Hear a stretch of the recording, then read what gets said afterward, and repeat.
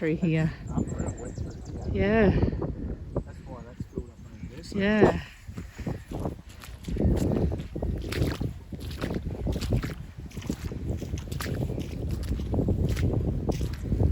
We have come out after, what's it been, 2 days? No, actually probably about 1.5 days of lots of rain, which we're not sad about, but we're just coming out to have a look at the paddocks and the creek, and the creek is overflowed by the looks of things. We're about to just go and have a look at that now. Oh my goodness.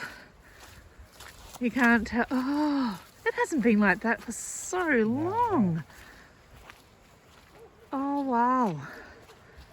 The creek is like, I can't even tell where the creek is meant to be. In the middle of that. In the middle of it, yeah. That has not flowed like that for a long time. Quite a number of years. Whoa.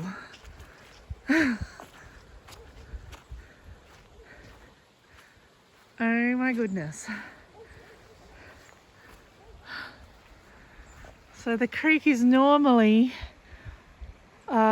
see this tree here, on the other side of that tree along there, and it's come all the way out here. It's actually nearly up to our fence along there. Wow. And it's flowing. It's going to flow like that for a while. Yeah. But I reckon it's, I don't understand that side. Oh my goodness. I thought it just come out this way, that's Wow, look at that. You would think this was a river, not a little creek. Like normally we walk all through here, and the creek, you can see where those little reeds are along there. That's normally where the creek is, on the other side of that. Get a better view here of how quickly it's rushing through here. Look at that.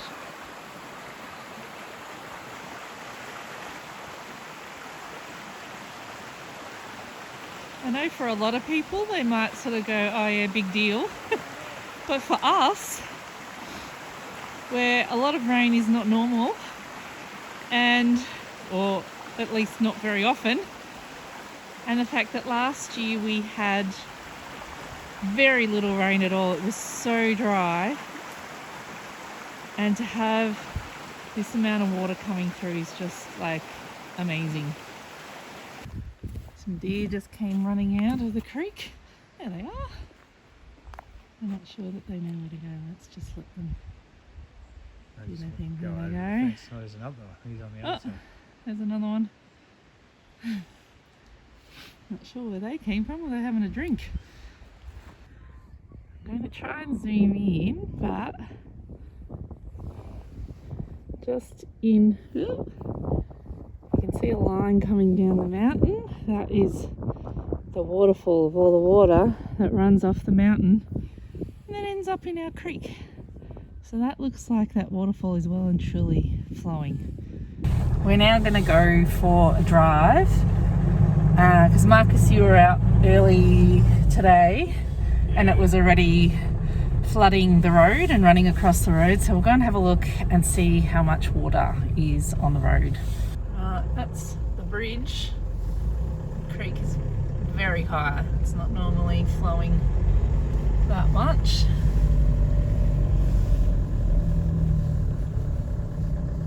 It's quite deep through here, so that's a lot of water. Yeah, very overflowed through here. So that's where it's just breaking through and it's going to run down the side. Yeah. The other side, that's not even meant to be a creek, but that's just all. Oh yeah, yeah. Let's go a little bit further down and have a look. Right, so the water is, you need to put the windscreen wipers on, I can't see. Oh, they're not very good windscreen wipers. I need some better windscreen wipers. Let me try and go out the window instead. There we go. That's where it is running across the road. This is a very common spot for it to run across the road, isn't it? Yeah. What's that there? Just be careful. Just a log. Yeah. Ooh. Need to put a couple of culverts through here. That's very... Have a look at all this going through there. That's not meant to be underwater. I'm going to let the ducks and the chooks out. I think the ducks will have a ball with all these puddles. Let's see how they go. I'll probably need to give them some food because they will follow me and not leave me alone. Can you get down off there, please? Can you get off the... Hey, get off the food bucket. I'll just... Ow, don't pick my fingers. Oh, they're just all over me. Yeah, I do need a hand. I can't do it. Yeah, just put some out there because otherwise they won't leave us alone. I know, they're picking your finger. Just don't get water in it if you can help it. Chuck a little bit out there and they'll go. Off you go, chookies. You can go and have a little bit of time out roaming around. Is that all of them out? Yep. Yeah, I think so. All right. The ducks might enjoy the water. I'll go and find some puddles to play in. Let's have a look at the rain gauge. So it's just... I looked at 12 o'clock, it started raining. Yeah, it's 3 o'clock. 12 o'clock yesterday. So it's actually just over 24 hours. Can you read that? Oh, you probably haven't got glasses on. Hang on, let me put them on. 40, sorry. 43? Yeah, 43. 43 mils. Whew. Not bad. Will we leave it there and just do the whole weekend? Yeah, all right, let's do that. 43 mils. Not bad for 24. just over 24 hours. The garden is going to love that, except for the greenhouse, which I haven't watered. I'm going to have to get out there and water it. Okay, it's Sunday afternoon now, and we're still getting a bit of rain, passing showers, but nowhere near as much rain as the last couple of days. And we're trying to run in and out between showers to plant an orange tree.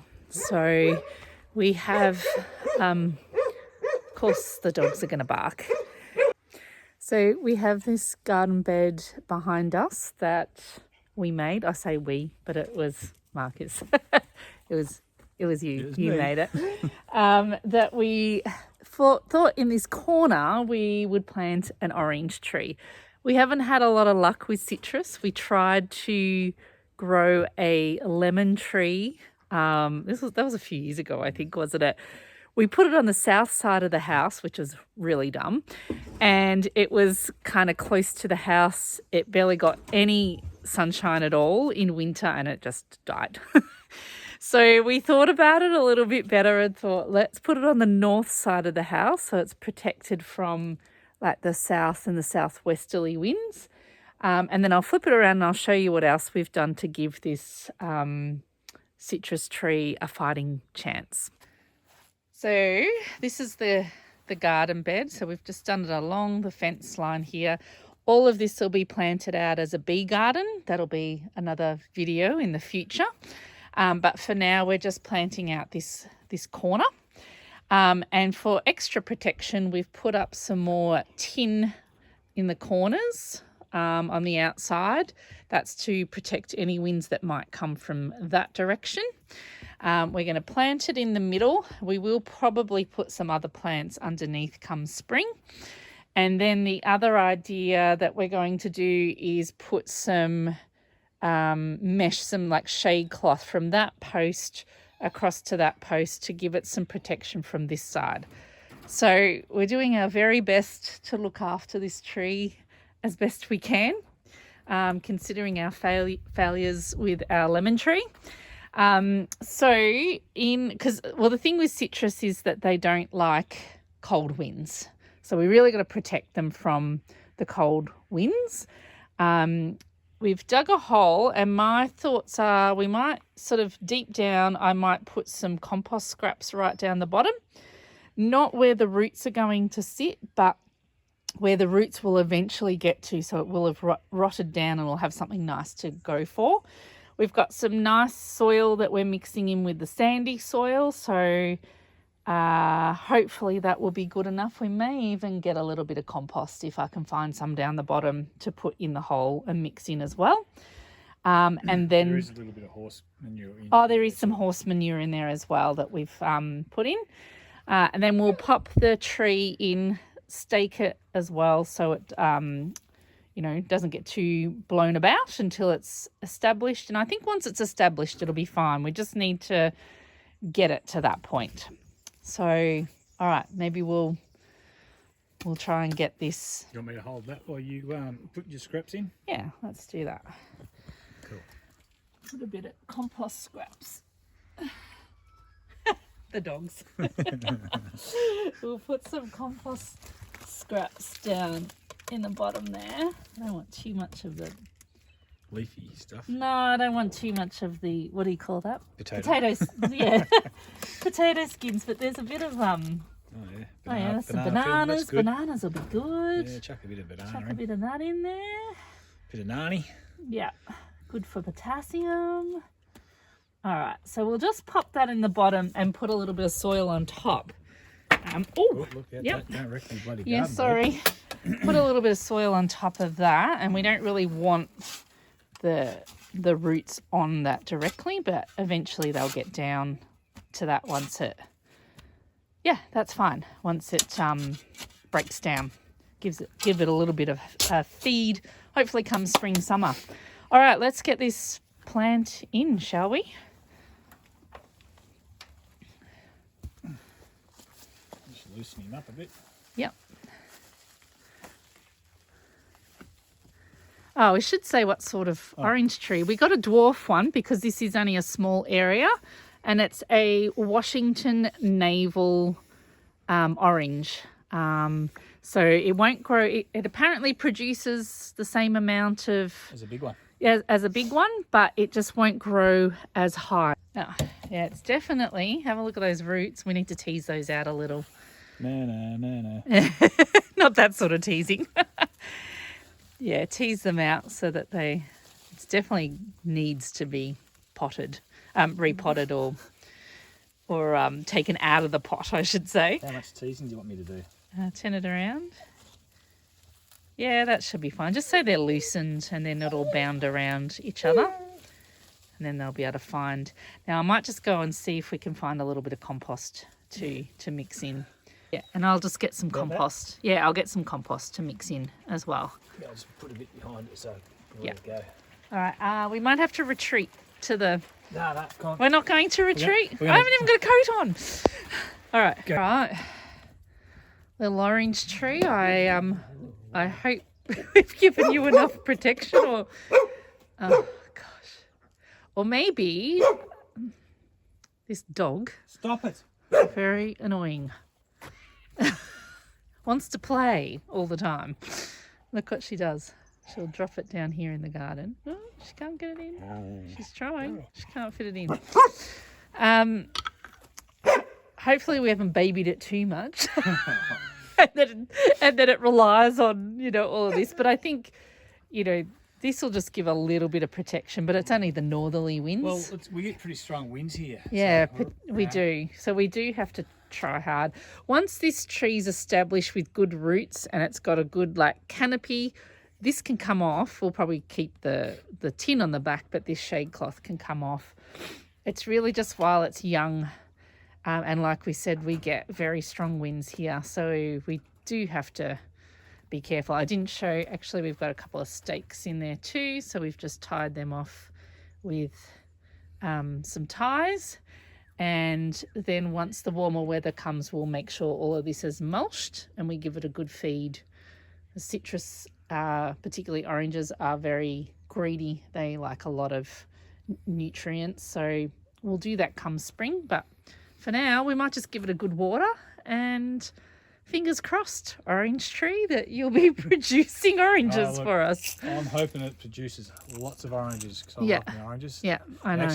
I actually prefer orange cake, but Oh, I know you do. You like anything in a cake, bananas in a cake. All right, so that's that job done. well done. All right, and then what we'll do is come spring, we'll also underplant some flowers through here, and then we'll be planting right through this area, and on the other side will be our bee garden. So we'll do a video on our bee garden when we get around to that. The last thing I'm going to do today is get my dough ready for my no-knead bread, and then I'll bake it tomorrow. So I thought that I would show you how I make my no-knead bread. I've tried a whole heap of different versions, and this is the one that works for me, and I really like it. And I actually add rye flour to it as well, so it's like a dark rye no-knead bread. So I'm going to show you how simple it is to make.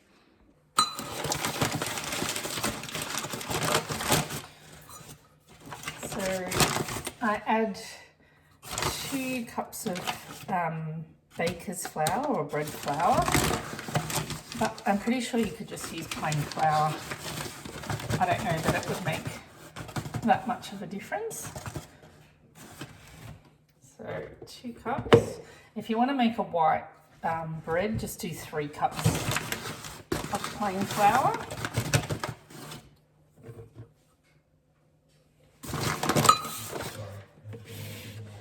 And then 1 cup of, this is it's a dark rye bread mix.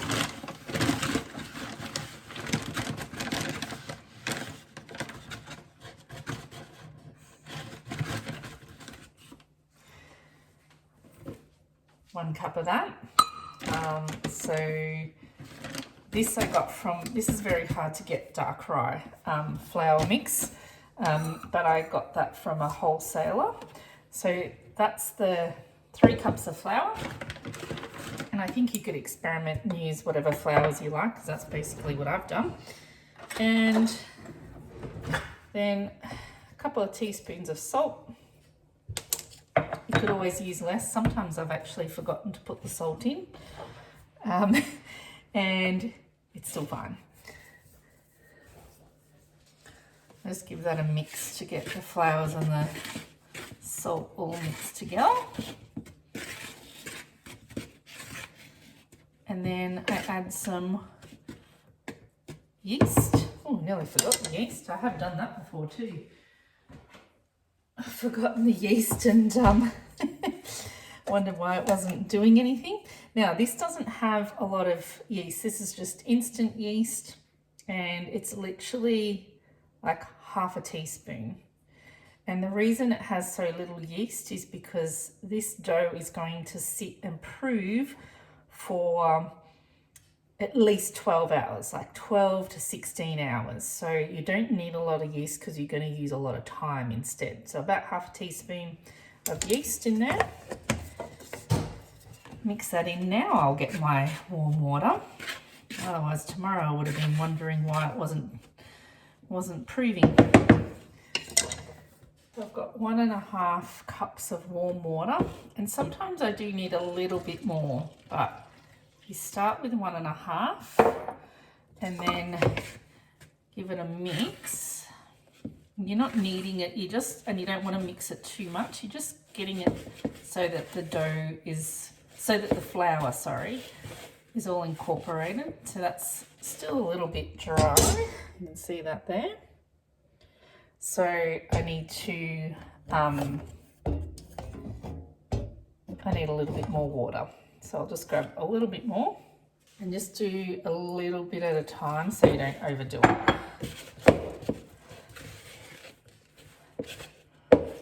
And you just want a shaggy dough. So it doesn't really look like a smooth dough or anything like that. Just a little bit more because there's a bit of flour that I haven't got incorporated yet. Yeah, just a very shaggy dough. Doesn't look like a bread dough in any way. I'm just going to get all of this off the spoon and I'll show you what it looks like.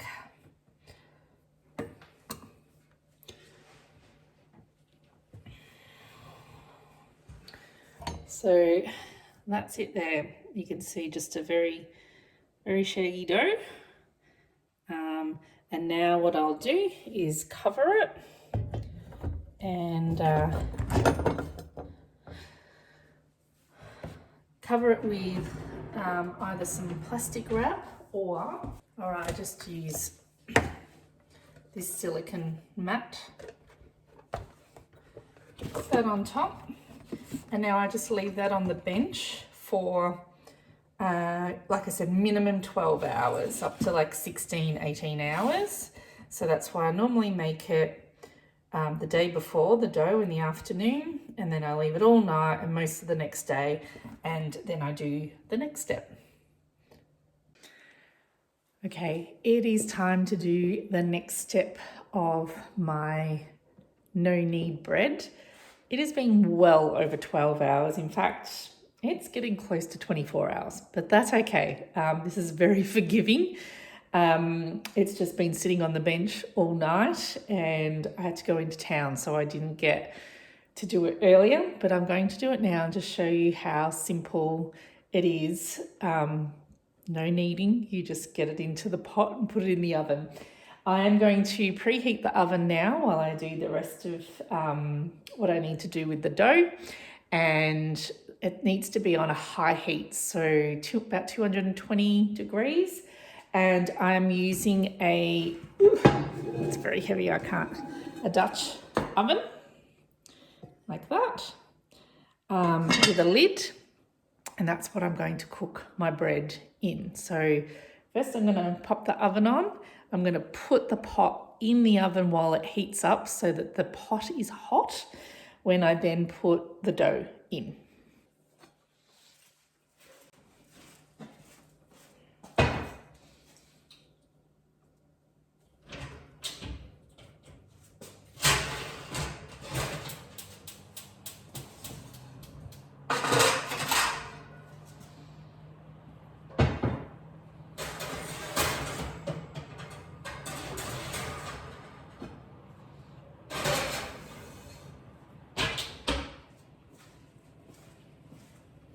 Okay, so you can see my dough, it's nice and bubbly, it's risen, there's lots of bubbles in there. And now I'm just going to bring that out onto, actually I'm going to bring it out directly onto some baking paper.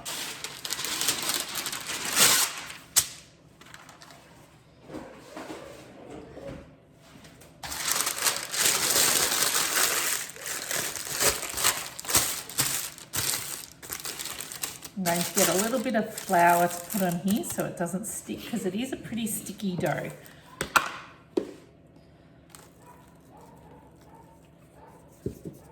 And then all I need to do is lift this dough out.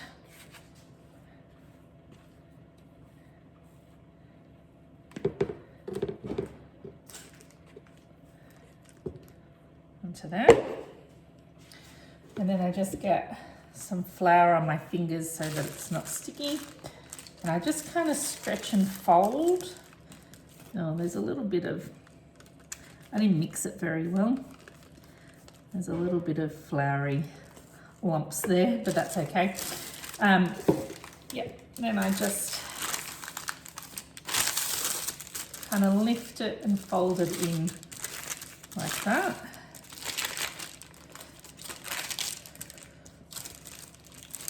And then I'll turn it round. Oops. Just get rid of some of these flour lumps. Obviously wasn't watching what I was doing. I didn't mix it as well as I should have, but that will be okay. Alright, so all I'm doing is just trying to make it kind of roundish. That's really all. Then I get a sharp knife.